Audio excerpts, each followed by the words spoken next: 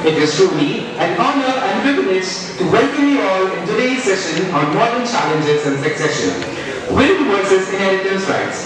Today, as we embark on a journey of knowledge and insight, we are joined by brilliant minds, eager learners, and distinguished experts who continue to shape the legal skill. On behalf of Geeta Rattan International Business School, I extend my heartfelt gratitude to our esteemed guests, faculty members, and students for being a part of this enriching session.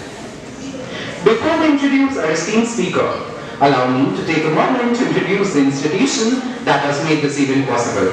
Geeta Rattan International Business School. Established in 2004, GIBS has been a beacon of academic excellence and professional development. Affiliated with Guru Gobind Singh Indraprastha University, Delhi, and approved by the All India Council for Technical Education and the Bar Council of India, GIBS offers a range of distinguished programs including MBA, MBA International Business, MBA Integrated, BBA Honours, BLLB Honours, and BBLLB Honours in LLM.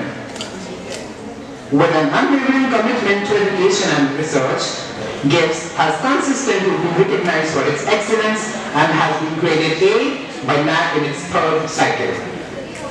Ladies and gentlemen, it is an honor to introduce a towering figure in the Indian legal fraternity, Mr. Justice Rajesh Tandon, a distinguished jurist whose illustrious career has spanned over 4 decades. Born on January 7, 1946, he is the son of the renowned author Sri M.P. Tandon and Sri Mr. M.P. Tandon, Calcutta, and was mentored by the esteemed Sri K.C. Agrawal, former Chief Justice of the Rajasthan and Calcutta High Courts. Enrolled as an advocate in 1968, Justice Tandon's legal journey is marked by unmatched versatility, dedication, and scholarship. He was designated Senior Advocate by the Allahabad High Court in 2000, appointed as an additional judge of the Uttarakhand High Court in 2003, and later became a permanent judge in 2004. Known for its command over civil, criminal, constitutional, and rent control matters, he is also served as Additional Advocate General and held key roles in bar associations of both Allahabad and Uttarakhand. A respected legal scholar, he authored commentaries on significant legislations and served as Executive Director of the Indian Law Institute. For 34 years, he fostered legal discourse through seminars under Vidhi Vichar Goshti, Nainital. Justice Tandon's retirement in 2008 concluded a legacy defined by integrity, legal excellence, and unwavering commitment to justice. To express our deep appreciation for Mr. Justice Rajesh Tandon's invaluable presence, we now present a green welcome, a small yet meaningful gesture to celebrate a commitment to sustainability and growth. Now I would like to invite the Honorable Director Sir, Professor Dr. Vikas Nag, for green welcome.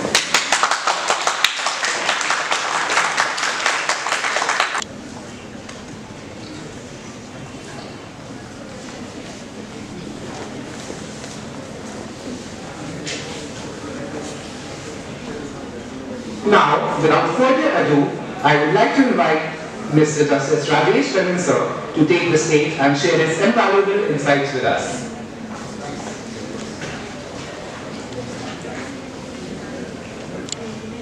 I am really sorry for getting all of you waiting for long. My problem was that today was the working day, and I have to appear as a senior designated advocate in the Supreme Court in a matter.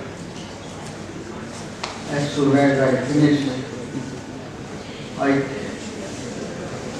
running from office Kailash Convent. Topic of today, that is, will Hindu law and interstate inheritance, all these topics are there. Students, you are a student of, I think, law third year, fourth year, or combined? So combined. Combined. Yes. Hindula must be a subject in your syllabus. Not at, Yes, sir. maybe not at, but students, the time has completely changed. There was a time when CPC, CRPC and Evidence Act were only 3 subjects which were in force, and all the students had to be on the tips of 3 acts. Gradually the time has come to change, and once upon a time Lord Denning has said that the laws have to be in accordance with the society in which you live. You are living in a society where laws have changed right from 2000 after the COVID period. After the COVID period, the information technology was introduced. Everybody used to have a link, and for that link you are exercising from your own house. This is all as a result of the Information Technology Act. That is the digital evidence. That is called digital evidence. Electronic evidence. The Information Technology Act, the preamble says that the act which is electronically used, like computer and even mobile is also electronic. And this has changed the society completely, and all of we have been accustomed to the digital evidence. Later on, the Evidence Act was also changed. Have you read the Evidence Act? Yes. Which is known as Saksh Adhiniyam. What is Saksh Adhiniyam? Under section 54, it has been mentioned that electronic evidence will be the primary evidence. Have you read that? Not yet. Anyway, you read Saksh Adhiniyam, you will see that electronic evidence has been made a prima facie evidence under the digital method and digital era. All these have also taken a shape in the Hindu law also, Succession Act also, and the wills also. A will is perfect only when it is accompanied by 2 witnesses who are known to the testator. Nowadays, fraud is being practiced on the wills also. And therefore, Saksh Adhiniyam also provides that the will should be two attesting witnesses who can verify the genuineness of the will. Apart from that, signature also may be a different one, and therefore the laws which have come up by the Supreme Court from time to time, which I will demonstrate before you, are so stringent that one cannot be allowed to avail the benefit of a fictitious will. Fictitious will means that it has been drafted by somebody, executed by somebody, and it has not been executed by the testator himself.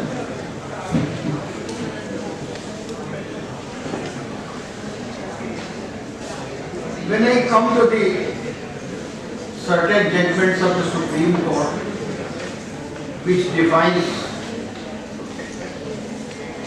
about the will, that is Navneet Lal,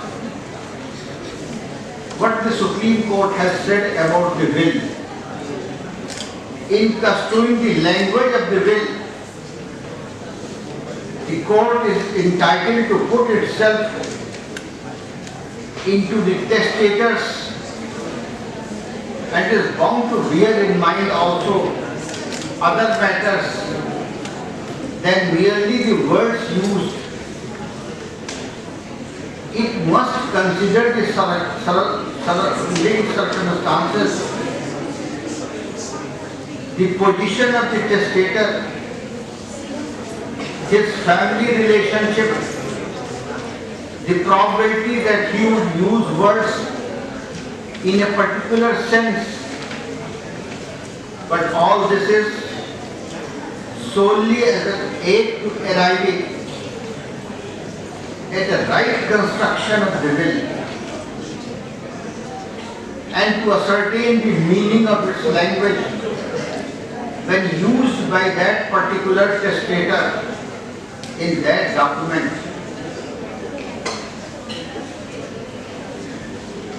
I hope you have understood. Yes, sir. Because you have to see the mind of the testator. Suppose the family members knows that he was not writing in English. He was a man, he doesn't know English, and English will have been drafted. Then that will become a suspicious will. Therefore, surrounding circumstances have to be seen. Only then a will can be construed to be an original will. Then the true intention of the testator has to be gathered, that to the extent that it is legally possible, effect should be given to every disposition contained in the will. Every word has to be given meaning as to what he is saying in the will. Therefore, all these things, mental attitude has to be seen. Whether the will has been executed when he was ill and was not in a competent position to execute the will. That is the main crux of the matter that has to be determined. Now therefore, all these things you have to study under the Evidence Act, that is Saksh Adhiniyam. And Saksh Adhiniyam, which has come up, new Evidence Act, that is very important, and all of you has to be read along with the Transfer Property Act. how the property is transferred. And regarding the attesting witness also, there is a judgment of the Supreme Court, that is Shashi Kumar Banerjee of 1963. What the Supreme Court has said, this brings us to the oral evidence of two attesting witnesses and the handwriting expert. That means handwriting expert has to be also looked into whether that will is in the handwriting of that person. We must with respect say that the High Court was not right in first considering the evidence of the expert and holding on its basis that the bill could not have been signed in a case of its kind where practically no suspicious circumstances and where all the circumstances point due to execution of the attestation, where सब points ठीक है तो फिर high court को interfere नहीं करना चाहिए। To witnesses हैं, मेंटल कंडीशन है, उसकी सब चीज़ें ठीक है तो उसको बहुत इंटरफियर नहीं करना चाहिए।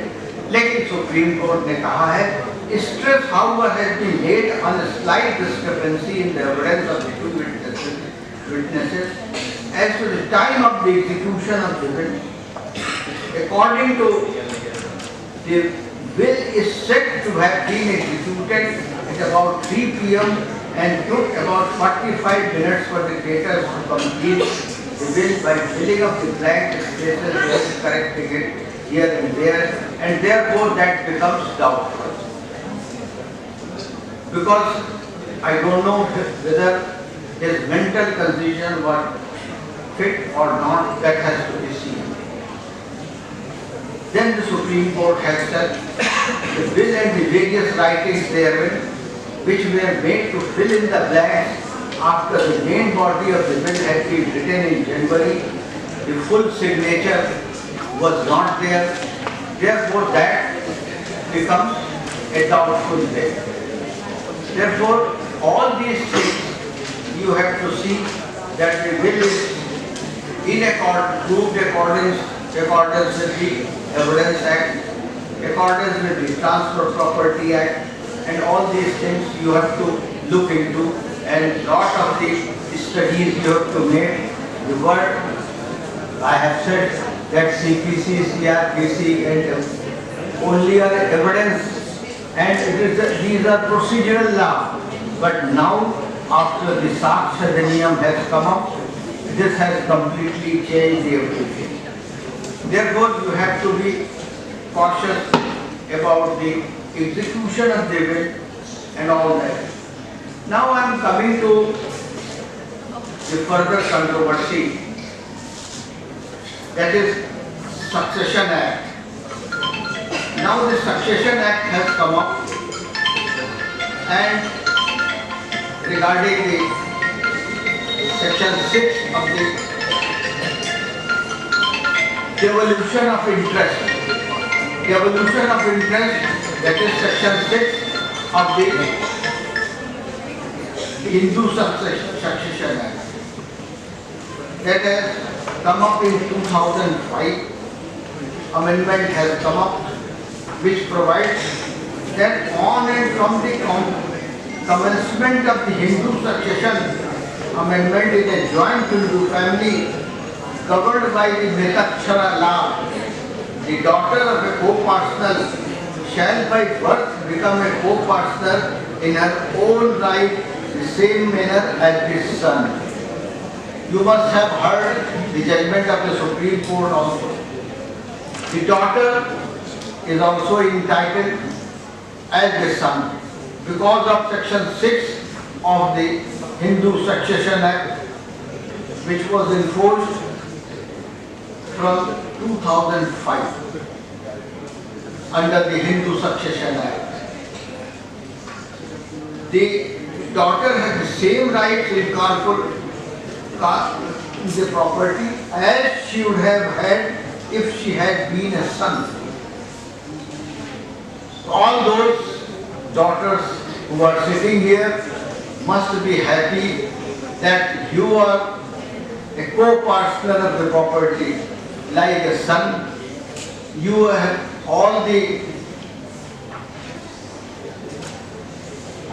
rights as a female, and you have all the rights in the property. You must be happy to it. Nowadays, the time has come up where large number of litigations are coming out of the property. And therefore, it is necessary that all these acts should be ignored tips. There is a judgment of the Supreme Court of 2024 which also elaborate the same section 6 of the Hindu Succession Act. In paragraph 38 it said, under section 6 of the Hindu Succession Act, on and from the commencement of the Hindu Succession Amendment 2005, in a joint Hindu family covered by the Mithakshara law, the daughter of a co-partner shall by birth become a co-partner in her own right in the same manner as the son. Has the same rights in the co-partnership property as she would have had if she had been a son. Is subject to the same liabilities in respect of the said co-partnership property as that of a son. And any reference to a Hindu Mithakshara co-partner shall be deemed to include a reference to a daughter of a co-partner. The Supreme Court has said that a Hindu dies after the commencement of the Hindu Succession Amendment Act 2005, his interest in the property of a joint Hindu family covered by the Mithakshara law shall evolve by testamentary or in-estate succession, as the case may be, under this act and not by survivors. Therefore, the Supreme Court is also aware about the Hindu Succession Act, and the Supreme Court has said for the applicability of section 6 of the Hindu Succession Act, it is not necessary that the male co-partner must be alive. अगर mail जिंदा भी रहता है तो भी daughters का अख्तियार है. And therefore, the time has come where the daughters, females, have substantive rights. आपको पता है कि even in the Constitution of India, female has also been given a right. Yes, sir. You have known that advocates, आपके पास law पढ़ने के बाद आपके पास क्या अल्टरनेटिव्स हैं? कभी सोचा है आपने इस बारे में? आपके पास 3 अल्टरनेटिव्स हैं. पहला अल्टरनेटिव तो है एडवोकेट बनके लिटिगेशन और वकालत करना. दूसरा अल्टरनेटिव है पीसीएस में सेलेक्ट होकर जुडिशियल ऑफिसर बनना.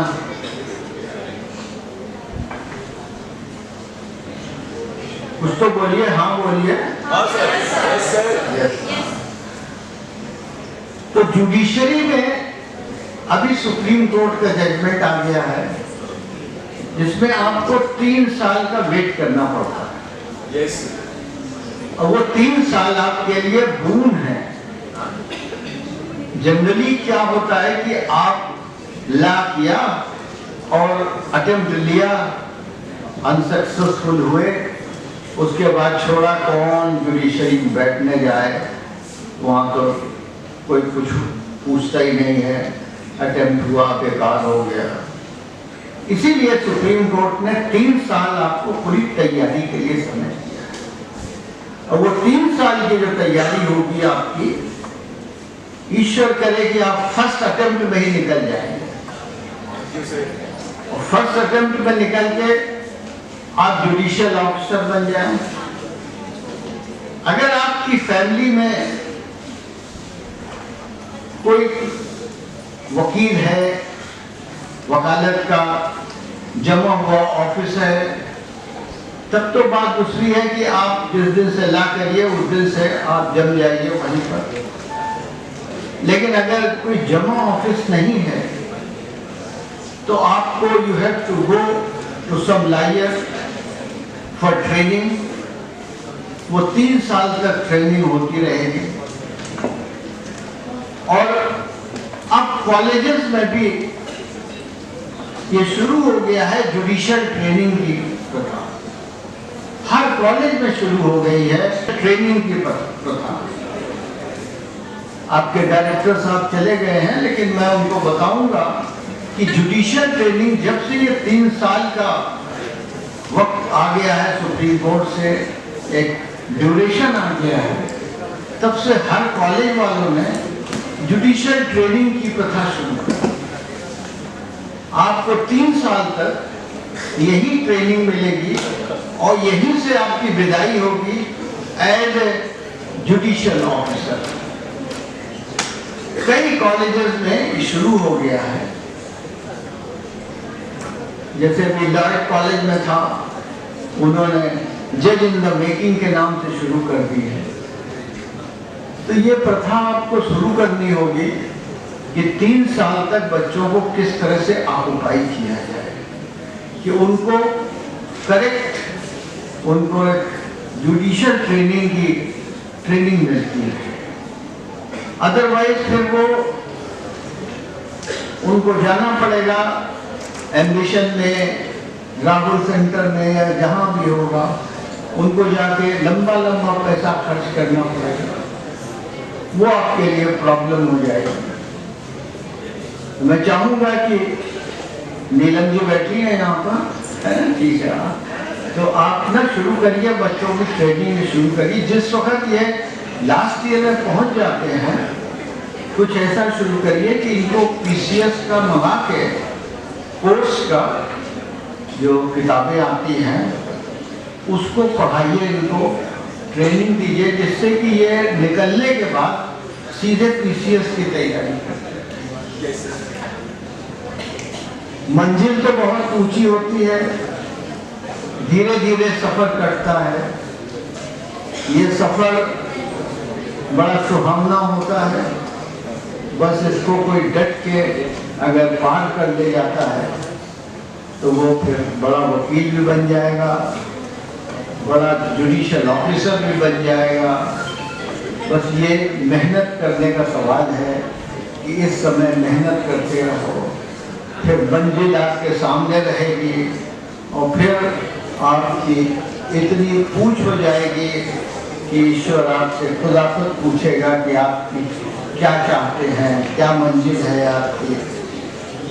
और अगर इस समय आपने कमजोरी कर दी तो फिर वो प्लेन तो WS भी आप पहचान नहीं पाएंगे कि क्या प्लेन है और कौन सा WS होता है। जुडिशियल ऑफिसर में बैठ के अगर उसने WS फाइल किया है तो आप कहेंगे भैया प्लेन क्यों नहीं लाते हो, भैया ये WS गलत है, तो उसको समझना पड़ेगा आपको। प्लेन भी समझिए, WS समझिए, सब चीज़ें समझिए। CPC का भी ज्ञान रखिए, CRPC का भी ज्ञान रखिए, FIR कि किस तरह से इंग्रेडिएंट्स होते हैं, किस तरह से FIR में नया CRPC में जो चेंज हो गया है वो हो गया है। पहले 154 था, धीरे धीरे करके वो 173 हो गया। उसके इंग्रेडिएंट्स क्या हैं, ये सब चीज़ें समझना पड़ेगा।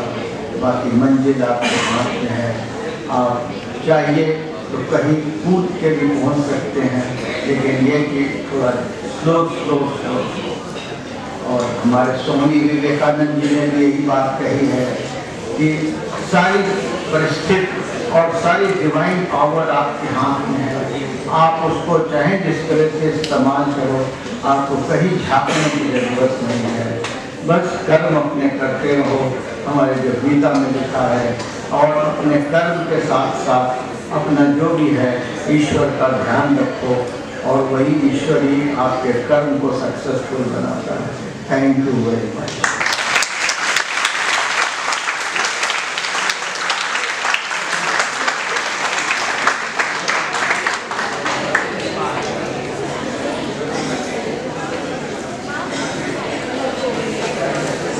Enlightening session it was. Mr. Justice Rajesh Tandon, your knowledge and experiences have fully brought into our perspective on digital contracts and smart constant, its vital role in the legal system. As we conclude the remarkable event, I take this opportunity to extend my heartfelt gratitude to Mr. Justice Rajesh Tandon sir for his time, wisdom and inspiring contributions. Now, I would like to invite the respected faculty, Program Coordinator of BA LLB Honours, Dr. Neelam Singh, to deliver the vote of thanks and to present the memento and thanks letter as a token of gratitude.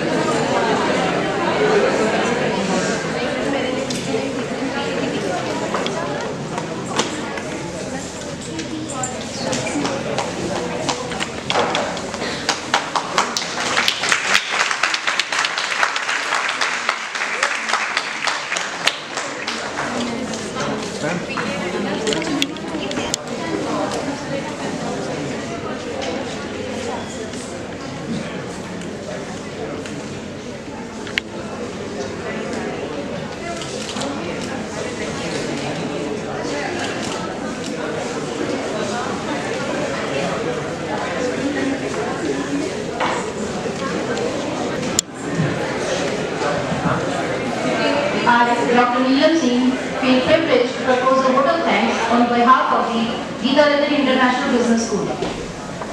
Firstly, I would like to thank our management, Honorable Chairman Sir and Honorable Vice Chairman Sir for giving us an opportunity to conduct such an informative event.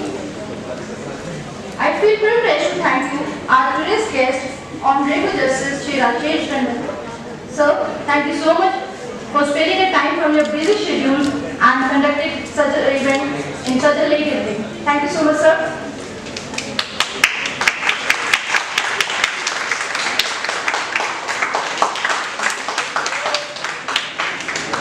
I'm sure that student has gained a lot of knowledge out of your reservoir of knowledge about the family law, succession and will. Further, I would like to thank our Director Sir, Professor Dr. Vikas Nath, for providing such a guidance and support to conduct these events. Last but not the least, I would like to thank all our participants for their enthusiastic participation. So thank you everyone.